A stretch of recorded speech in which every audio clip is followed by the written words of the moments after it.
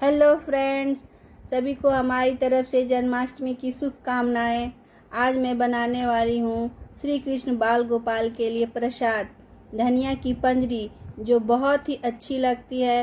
तो चलिए इसके इंग्रेडिएंट्स देख लेते हैं। धनिया की पंजरी के लिए हमने 1 कप धनिया को दरदरी पीस लिए हैं और 1 कप हमने मखाना लिया है। शुगर कैंडी को हमने छोटे छोटे पीसेस में करके इसे पीस लिया है, जो 1/2 कप है। और 4 टेबल स्पून घी है, 1 हरी इलायची है और सारे ड्राई फ्रूट्स 10-10 पीसेस है, पिस्ता, बादाम, काजू और 1/4 ग्रेटेड सूखा खोपरा है नारियल जिसे। तो इसे भी हमें घी में भून लेना है। कढ़ाई गर्म हो चुकी है। अब इसके अंदर हम 1 टेबल स्पून घी डाल देते हैं, 1 बड़ा चम्मच। मखाना क्या है, घी को बहुत सोख लेता है, चाहे तो आप और ज्यादा डाल सकते हैं, तो 1/2 स्पून और डाल देते हैं। इसे चारों स्प्रेड कर देंगे।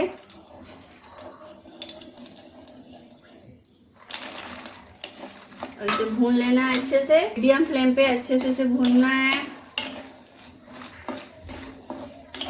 मखाना को बहुत लोग फूल मखाना भी बोलते हैं। ये मखाना की खेती आपको मालूम है क्या कहाँ होती है?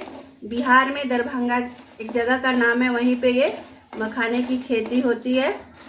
और ये जब इसकी खेती पानी में होती है, इसके अंदर बहुत ही सारे कांटे रहते हैं तो इसकी खेती इतनी आसान नहीं है।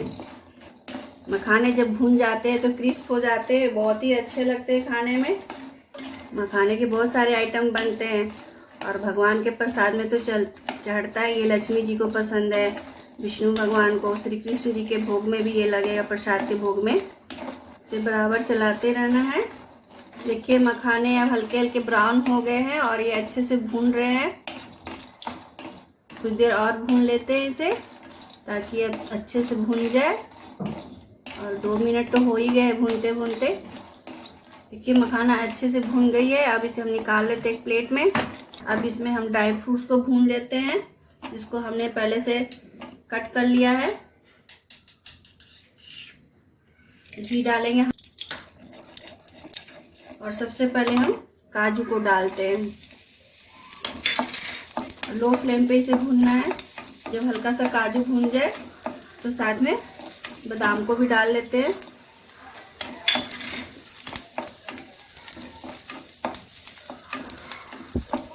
और पिस्ता बहुत सॉफ्ट होती है तो थोड़ा सा देर से करेंगे। क्योंकि देखिए भून गई है अच्छे से। कढ़ाई काफ़ी गर्म हो चुकी है। गैस को ऑफ कर देते हैं, क्योंकि बहुत ही गर्म हो चुकी है तो ड्राई फ्रूट जल जाएंगे। और इसे भी एक बर्तन में निकाल लेते हैं। अब इसमें हम 2 टेबल स्पून घी डाल देते हैं।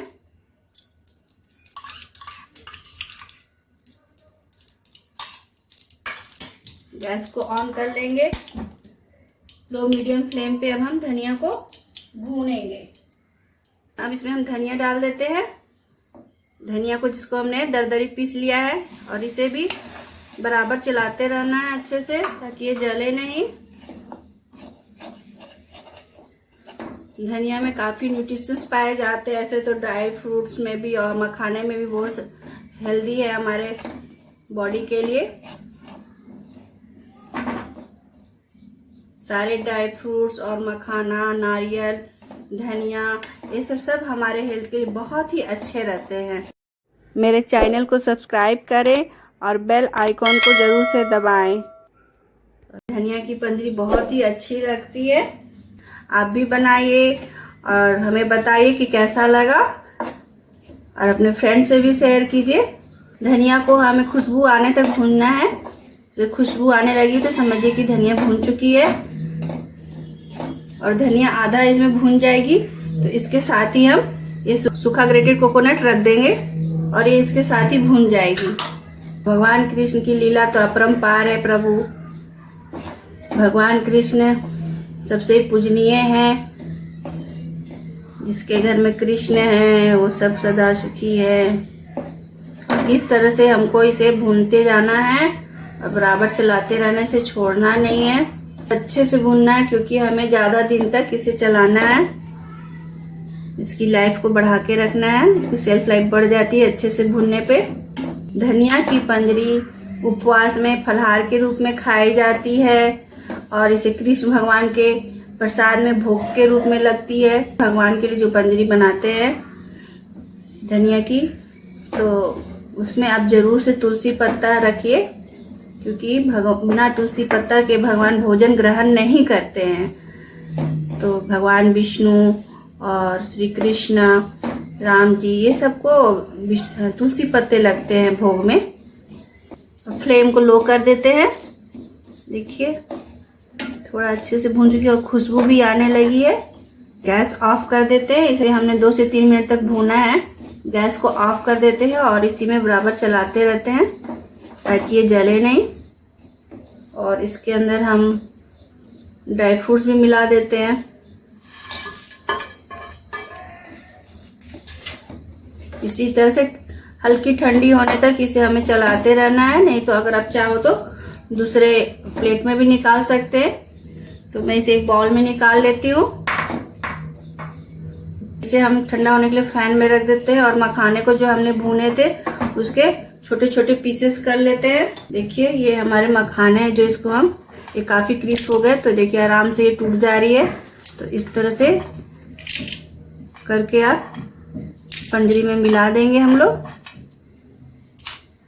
देखिए बहुत अच्छे से टूट रहे हैं। इसी तरह से हमें तोड़ लेना है और धनिया की पंजरी में मिला देना है। काफ़ी अच्छे लगते हैं क्रंच क्रंच खाने के टाइम में, और भगवान को तो बहुत ही प्रिय है। देखिए 1 इलायची की मैंने पाउडर बना ली है और इसे मैं पंजरी में मिला दूंगी। ठंडी हो चुकी है। अब इसके अंदर हम मखाने को मिला लेते हैं जो हमने तोड़ लिया है, और इसमें 1 इलायची की पाउडर है जो उसको भी डाल देते हैं। ये भी पाउडर को मिक्स कर लेना है अच्छे से। अगर आपके पास काजू नहीं है, पिस्ता बादाम नहीं है, तो उसके जगह आप चिरौंजी डाल सकते हैं। जो भी आपके पास ड्राई फ्रूट्स है वो डाल सकते हैं। ऐसा कुछ नहीं है कि काजू किशमिश ये डालना जरूरी है। आप स्किप भी कर सकते। अगर शुगर कैंडी आपके पास नहीं है तो आप शुगर को ही पीस लीजिए और उसको मिक्स कर सकते हैं अच्छे से। कम ही लिया है शुगर, आप कम या ज़्यादा कर सकते हैं। देखिए अच्छे से मिक्स हो गई है और इसे अच्छे से ही भूनना है ताकि इसकी लाइफ अच्छी हो।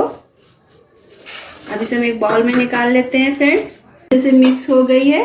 अब इसे हम बाउल में निकाल लेते हैं। फ्रेंड्स आपको कैसा लगा? लाइक, शेयर एंड सब्सक्राइब करना ना भूलें। कमेंट करके हमें बताइए।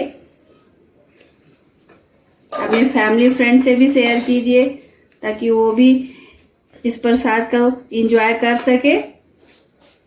और इसे आप 1 से 2 महीने तक इसे एयर टाइट कंटेनर में भर के रख सकते हैं। ये खराब नहीं होती और जब चाहिए आप खा सकते हैं।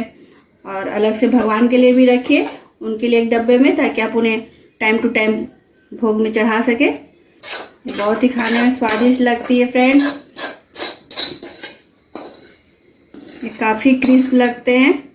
धनिया की पंजरी बन चुकी है कृष्ण भगवान के लिए और उनके भोग में लगेंगे ये प्रसाद। और उसमें हम थोड़ा सा तुलसी पत्ता रख देते हैं, क्योंकि बिना तुलसी पत्ता के भगवान प्रसाद ग्रहण नहीं करते हैं। Thank you for watching this video. Bye bye.